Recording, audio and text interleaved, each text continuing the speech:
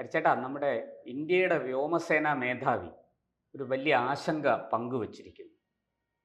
നരേന്ദ്രമോദി പ്രധാനമന്ത്രി ആയതിനു ശേഷം പ്രതിരോധ രംഗത്ത് വ്യോമസേനയിലടക്കം വലിയ പരിഷ്കാരങ്ങളാണ് വന്നുകൊണ്ടിരിക്കുന്നത്.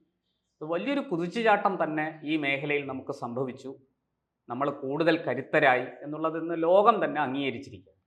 അതിനിടയിലാണ് അദ്ദേഹം ഒരു എന്താ പറയേണ്ട ഒരു ആശങ്ക പങ്കുവെച്ചുകൊണ്ട് പരസ്യമായി രംഗത്ത് വന്നത്.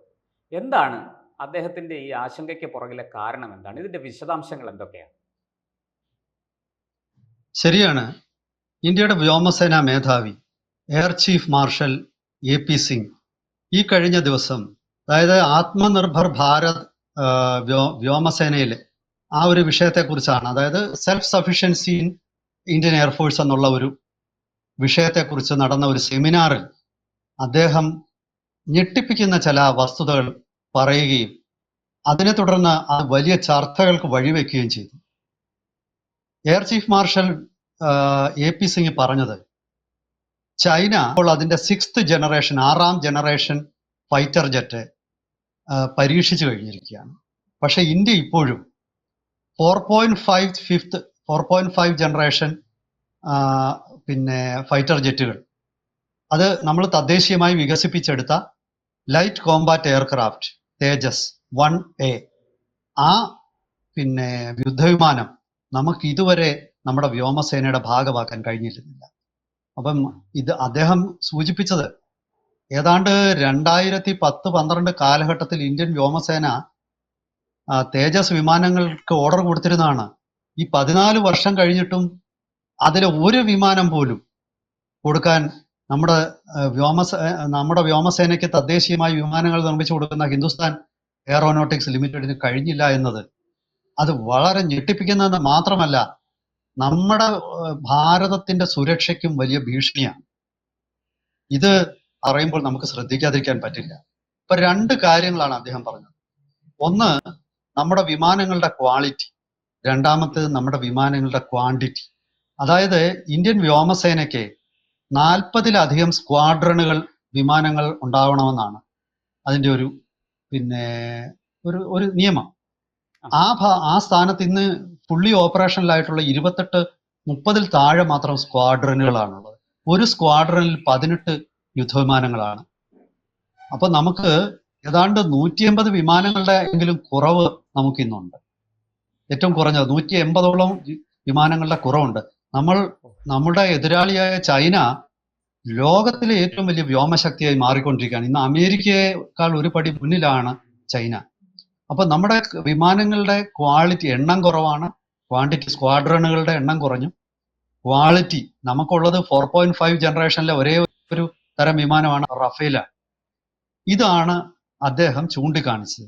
അപ്പൊ പ്രശാന്ത് ചോദിച്ചതുപോലെ നരേന്ദ്രമോദിയുടെ നേതൃത്വത്തിലുള്ള NDA സർക്കാർ അധികാരത്തിൽ വന്നതിന് ശേഷം നമ്മുടെ പ്രതിരോധ മേഖലയിൽ വലിയ ചില നീക്കങ്ങൾ നടത്തുകയും വലിയ കുതിച്ചുചാട്ടം നടത്തുകയും ചെയ്തു. ഇന്ന് സത്യം പറഞ്ഞാൽ ലോകത്തിലെ ഏറ്റവും വലിയ മിസൈൽ ശക്തികളിൽ ഒന്നാണ് ഇന്ത്യ. അമേരിക്കയോടും റഷ്യയോടും വരെ നമ്മൾ ഒരു കിടപിടിച്ച് നിൽക്കാനുള്ള ശേഷി നമുക്കുണ്ട്. പക്ഷേ ഈ യുദ്ധവിമാനങ്ങളുടെ കാര്യത്തിൽ നമ്മൾ ദൗർഭാഗ്യവശാൽ പിറകിലാണ്. ആ സത്യം അത് കൈപ്പേറിയതാണെങ്കിലും ആ സത്യം നമ്മൾ പറയണം. പറഞ്ഞില്ലെങ്കിൽ അത് തിരുത്തപ്പെടില്ല. ഇപ്പോൾ വ്യോമസേനാ മേധാവി ഈ ഒരു വിഷയം അദ്ദേഹം അവതരിപ്പിച്ചത്, അത് പൊതുജനങ്ങളുടെ മുന്നിലേക്ക് വരെ കൊണ്ടുവന്ന് ചർച്ചയാക്കിയത്, അത് വളരെ വ്യക്തമായ ഒരു തീരുമാനമായിരിക്കണം. കാരണം നാളെ ചൈനയുമായി ഒരു യുദ്ധം വന്നിട്ട് ഇന്ത്യക്ക് ബുദ്ധിമുട്ടുണ്ടായാൽ ഇദ്ദേഹത്തിന്റെ തലയിലിരിക്കും എല്ലാ കുറ്റം. മനസ്സിലായോ? അപ്പൊ ഇത് മോഡി സർക്കാർ മാത്രമാണോ ഇതിന്റെ കുറ്റം? ഒരിക്കലുമല്ല, ഞാൻ അങ്ങനെ പറയില്ല. കാരണം യഥാർത്ഥത്തില് ഈ റഫേൽ വിമാനം വാങ്ങിച്ചപ്പോൾ ഇവിടെ പ്രതിപക്ഷം വലിയ ബഹളം വെച്ചു, ഓർമ്മയുണ്ടല്ലോ?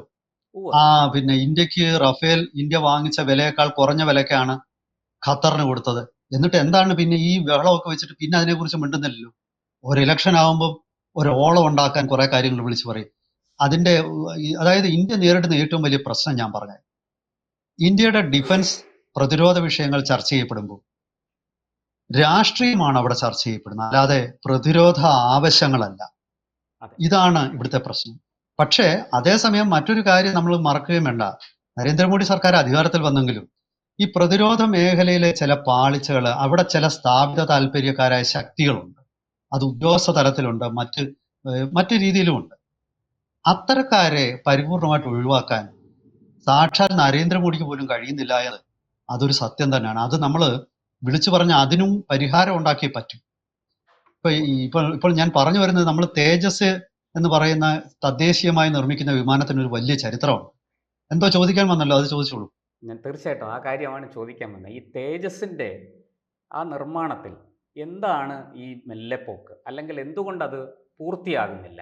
അത് ഏതാണ്ട് ഞാൻ മനസ്സിലാക്കുന്നതാണെങ്കിൽ 32ഓളം വിമാനങ്ങൾക്കാണ് വ്യോമസേന ഓർഡർ കൊടുത്തിരിക്കുന്നത്. അത് എത്രയും പെട്ടെന്ന് നിർമ്മിച്ച് ഇവർക്ക് കൈമാറണം എന്നുള്ളതായിരുന്നു ആ കരാറിൻ്റെ അടിസ്ഥാനം. പക്ഷെ അത് ഇപ്പോഴും അത് പൂർത്തിയായിട്ടില്ല. എന്തുകൊണ്ട് ഇത് താമസിക്കുന്നു? എന്താണ് ഈ തേജസിൻ്റെ മേന്മ? അതുകൂടെ ഒന്ന് പറയാമോ? ഒരു ചെറിയ തിരുത്തോടു കൂടി ഞാൻ പറയാം. 32 അല്ല, ആദ്യം 40 വിമാനങ്ങൾക്ക് ഓർഡർ കൊടുത്തിരുന്നു, പിന്നെ 180 വിമാനങ്ങൾ കൂടെ ഓർഡർ കൊടുത്തിരുന്നു. ഇവിടെ പ്രശ്നം എന്താണെന്ന് വെച്ചാൽ, ഏറ്റവും ഒടുവിൽ പ്രശ്നം തൊട്ട് നമുക്ക് പുറകോട്ട് പോകാം. ഇപ്പോൾ HAL പറയുന്നത് ഈ വിമാനങ്ങൾ പൂർത്തീകരിച്ച് കൈമാറാനുള്ള തടസ്സം എന്ന് പറഞ്ഞ ഒരേ ഒരു കാര്യമാണ്, ആ വിമാനങ്ങളെ ഫിറ്റ് ചെയ്യുന്ന എഞ്ചിൻ അമേരിക്കയിലെ GE എന്ന് പറയുന്ന ജനറൽ ഇലക്ട്രിക് കമ്പനിയാണ് കൊടുക്കേണ്ടത്. GF404 എന്ന് പറയുന്ന ജെറ്റ് എഞ്ചിനാണ് ഈ തേജസിൽ ഘടിപ്പിക്കുന്നത്. ഈ ജെറ്റ് എഞ്ചിൻ 2 കൊല്ലം മുമ്പ് ഇന്ത്യക്ക് കൈമാറാമെന്നായിരുന്നു കരാർ. പക്ഷേ ഇത്ര കാലം കഴിഞ്ഞിട്ടും ഈ ജെറ്റ് എഞ്ചിനുകൾ അമേരിക്കൻ കമ്പനി കൈമാറിയിട്ടില്ല. അവരതിന് പറയുന്ന ഒരു ന്യായീകരണം എന്ന് പറയുന്നത്, യുക്രൈൻ റഷ്യ യുദ്ധം, അങ്ങനെ മറ്റു പല കാരണങ്ങളാൽ സപ്ലൈ ചെയിൻ എന്ന് പറയാം. അതായത് വിമാനങ്ങൾ, ഒരു എഞ്ചിന്റെ എല്ലാ ഭാഗങ്ങളും അമേരിക്കയിൽ തന്നെയാണ് ഉത്പാദിപ്പിക്കുന്നത്, അവർ പല സ്ഥലത്തു നിന്നും വാങ്ങിക്കുന്നത്. ആ സപ്ലൈ ചെയിൻ എന്ന് പറയുന്നതിൽ ലോകത്ത് ഇപ്പോൾ ഉണ്ടായിരിക്കുന്ന ചില തടസ്സങ്ങൾ കാരണമാണ് അവർക്ക് ആ ഓർഡർ പൂർത്തീകരിക്കാൻ പറ്റാത്തതെന്ന് പറയുന്നത്. പക്ഷേ അത് എനിക്ക് അങ്ങോട്ട് ഉൾക്കൊള്ളാൻ പറ്റാത്ത ഒരു ന്യായമാണ്. യഥാർത്ഥത്തിൽ ഞാൻ കരുതുന്നത് ഇന്ത്യയുടെ ഈ യുദ്ധവിമാന നിർമ്മാണത്തെ അട്ടിമറിക്കാൻ വേണ്ടി അമേരിക്ക ചെയ്യുന്നതാണെന്നാണ് എൻ്റെ ബലമായ സംശയം. കാരണം അമേരിക്ക ഈ എഞ്ചിനുകൾ കാലാകാലങ്ങളിൽ സപ്ലൈ ചെയ്തിരുന്നെങ്കിൽ ഇന്ന് ഏകദേശം ഒരു 50-ലധികം വിമാനങ്ങൾ ഒരുപക്ഷെ HAL ഇന്ത്യൻ വ്യോമസേനയ്ക്ക് കൈമാറി കഴിയുമായിരുന്നു. മാത്രമല്ല, ഈ തേജസ് LCA 1A എന്ന് പറയുന്നത്, അതിന്റെ അടുത്ത വെർഷനായ LCA തേജസ് 2 നിർമ്മാണം തുടങ്ങുമായിരുന്നു. പിന്നെ അത് മാത്രമല്ല, ആ തേജസ് 2വിന്റെ നിർമ്മാണം മുടങ്ങി.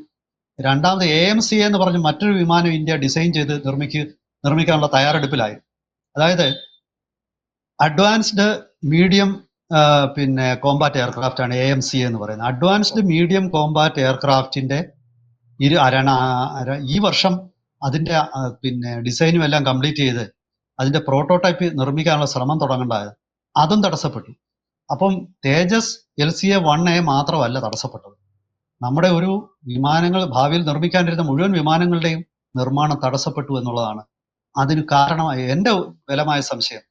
അമേരിക്കയിലെ ജോ ബൈഡൻ അഡ്മിനിസ്ട്രേഷൻ ഇത് അട്ടിമറിക്കാൻ വേണ്ടി ശ്രമിച്ചത് തന്നെയാണ്. അതിൽ സംശയമൊന്നും എനിക്ക് തോന്നുന്നില്ല.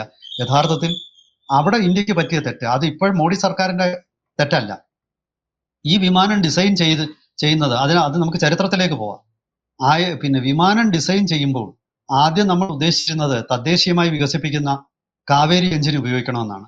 പക്ഷെ കാവേരി എഞ്ചിൻ ഒരു 10-40 കൊല്ലം ഡിസൈൻ ചെയ്തിട്ടും അത് ശരിയായില്ല.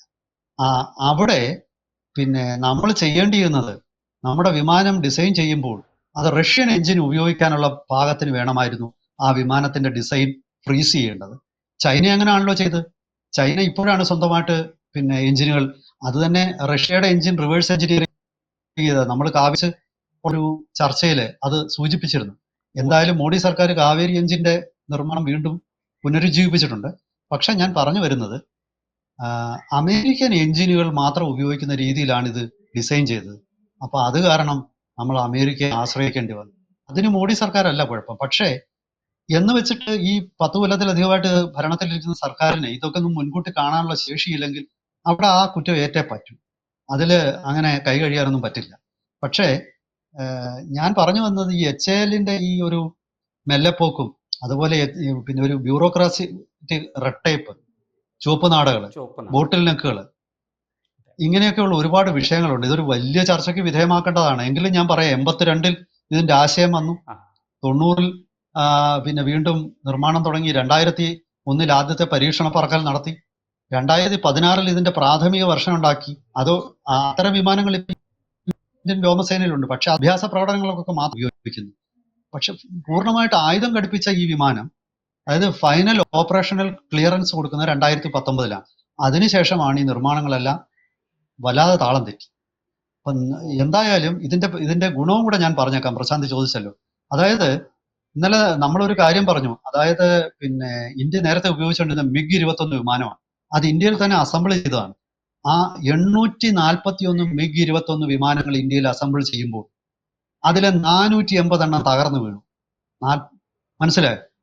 അതായത് ഒരു യുദ്ധത്തിൽ നശിക്കുന്നതിനേക്കാൾ കൂടുതൽ വിമാനം സമാധാന കാലത്ത് തകർന്നു വീണു. ഇത് AK ആന്റണി 2012-ൽ രാജ്യസഭയിൽ കൊടുത്ത കണക്കാണ്. കോൺഗ്രസ് സർക്കാർ തന്നെ ആയിരുന്നു ഇത് നിർമ്മിച്ചതും ഇതിന്റെ തകർച്ചയുടെ ഘട്ടത്തിലും എല്ലാം ഉണ്ടായിരുന്നത്. പക്ഷെ ഞാൻ പറഞ്ഞത്, അതേ ബ്യൂറോക്രസി, അതേ ഉദ്യോഗസ്ഥർ, അതേ രീതിയിലുള്ള ചട്ടങ്ങൾ അത് ഇന്നും തുടരുകയാണ്. അതിന്റെ ഫലമാണ് അത് എങ്ങനെങ്കിലും മാറ്റിയെടുക്കാൻ വേണ്ടി ആയിരിക്കണം അവസാനം ഇത് പറഞ്ഞത്. എന്തായാലും അത് ഒരു ക്രിയാത്മകമായ ചർച്ചയ്ക്ക് വഴി തെളിക്കുകയും അതുപോലെ മാറ്റങ്ങൾ വരികയും ചെയ്യുമെന്ന് ഞാൻ ആശിക്കുന്നു. തീർച്ചയായിട്ടും മോദി സർക്കാർ ഇക്കാര്യത്തിൽ വേണ്ട നടപടി സ്വീകരിക്കട്ടെ. രാജ്യസുരക്ഷയിൽ ഒരു വിട്ടുവീഴ്ചയും പാടില്ല. അത് മോദി ഭരിച്ചാലും മൻമോഹൻ ഭരിച്ചാലും ആര് ഭരിച്ചാലും ആ കാര്യത്തിൽ യാതൊരു വിട്ടുവീഴ്ചയും പാടില്ല എന്ന് തന്നെയാണ് നമുക്കും പറയാനുള്ളത്. സർക്കാർ ഇക്കാര്യത്തിൽ ഉണർന്ന് പ്രവർത്തിക്കട്ടെ, ജാഗ്രതയോടെ ഇരിക്കട്ടെ. എത്രയും പെട്ടെന്ന് ഈ വിമാനങ്ങളുടെ നിർമ്മാണം പൂർത്തിയാക്കി അത് വ്യോമസേനയ്ക്ക് കൈമാറട്ടെ. നമ്മുടെ സുരക്ഷ തീർച്ചയായിട്ടും അപകടത്തിലാകാൻ അനുവദിക്കരുത് എന്ന് മാത്രമേ ഈ അവസരത്തിൽ പറയാനുള്ളൂ. നന്ദി, നമസ്കാരം.